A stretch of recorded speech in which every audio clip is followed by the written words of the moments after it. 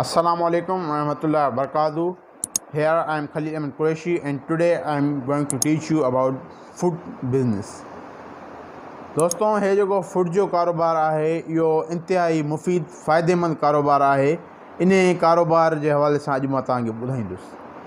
हिन कारोबार लाइ सभ खां पहिरीं तव्हांखे एरिया तलाश करणी पवंदी, पोइ उहो दुकान हुजे या को किथे प्लाट हुजे सुठो त बि ॻाल्हि हली वेंदी। उनखे रुॻो चौधी वारी खणियल हुजे कमु तव्हांजो हली वेंदो। उन में हिकिड़ो मिसाल तव्हां शेल्टर टाइप ठाराइजो जंहिंमें तव्हां अंदरि सामान रखो, बाक़ी दुकान आहे त वेल एंड गुड, ठीकु आहे। हाणे चवंदो एडवांस किरायो उहो हर एरिया जो अलॻि हिसाबु हूंदो आहे। उन में मां पंहिंजी कंहिं वीडियो में न ॿुधायो, उहो तव्हांखे मां न ॿुधाईंदुमि, उहो अलॻि ॻाल्हि आहे। दुकान खां अलावा दुकान तव्हां वठी छॾियो या प्लाट तव्हां वठी छॾियो, एरिया तव्हां पंहिंजी वठी छॾी, उन खां पोइ तव्हांखे छा करिणो आहे? उन खां पोइ तव्हांखे जेको आहे डेकोरेशन कराइणी आहे।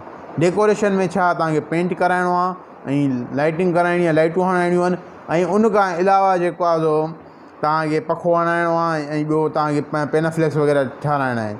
इन लाइ असां रखूं था 1 लख रुपयो, ठीकु आहे। दुकान खां पोइ या तव्हांजे प्लाट खां पोइ एरिया खां पोइ असांजी पहिरीं इन्वेस्टमेंट थी वई 1 लख रुपयो।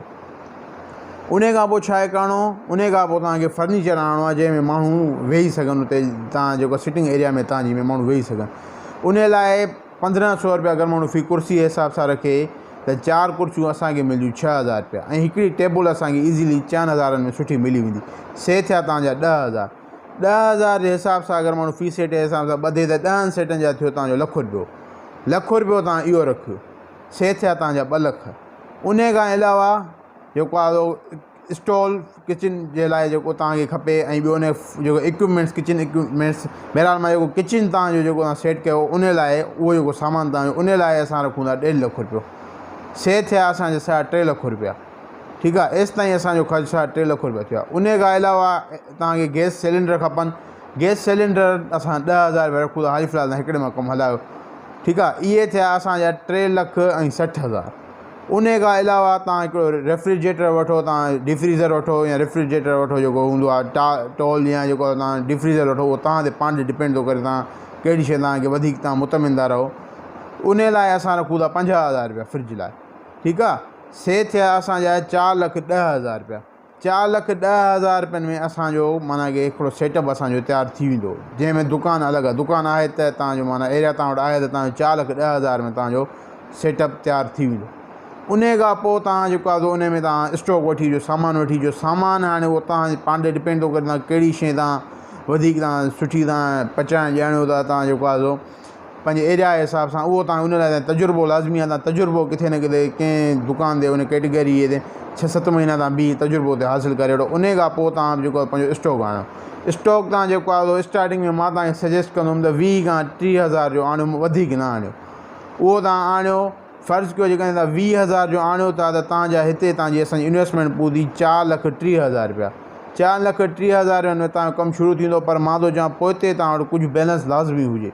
बहरहाल माना जेकॾहिं तव्हां 5 लख रुपया तव्हां पाण वटि रखो, जेके दुकान खां अलावा 5 लख रुपया तव्हां वटि हुजनि, 70,000 रुपया तव्हां वटि पिया हुजनि, छो त किथे माना औखी वेल में मथां कमु अची वञनि, किथे ख़ुदा न ख़ास्ता कुझु माना अहिड़ी का ज़रूरत पए त पाण वटि कुझु बैलेंस हुजे।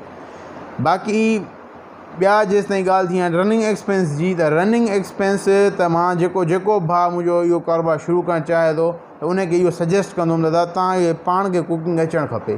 ॿियो न त थोरी घणी अचणु खपे, छो त अक्सर जेके आहिनि असांजा जेके दोस्त जिन जो इहो कारोबार आहे फास्ट फूड जो, उहे कुक्स जे अञा वेठा ब्लैकमेल थींदा आहिनि।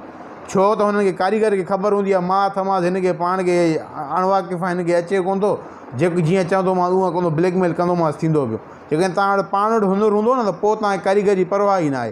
पोइ इहो तव्हांखे जेका हुनखे तव्हां जेको आहे पैसा ॾियो उहे बि तव्हांखे पाण खे बची पवंदा।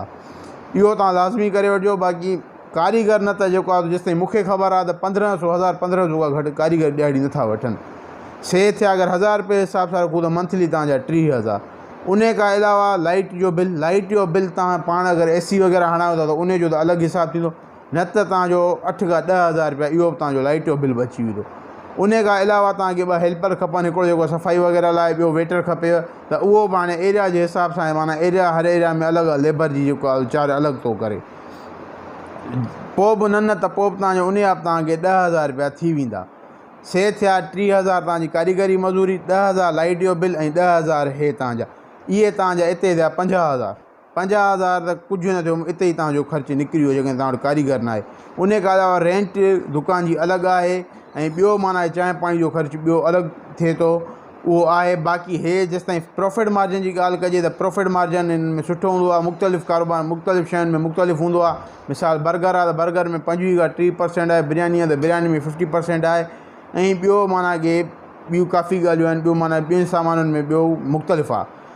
हा, बाक़ी जेसि ताईं थी टोटल जी ॻाल्हि त मां जेको असांजो जेको भाउ अचे थो हिन कारोबार में, उन वटि ॿियो न त जेको आहे जंहिं महिल अचे थो त 7 खां 8 लख रुपया हुजणु खपनि। छो त 5 लख रुपया त असांजा 4 लख ऐं जेको आहे 30,000 त असांजा उते ई थी विया। ॿिया कुझु माना बैलेंस पैसा रखे 70,000 त 5 लख रुपया त असांजा उते ई थी विया।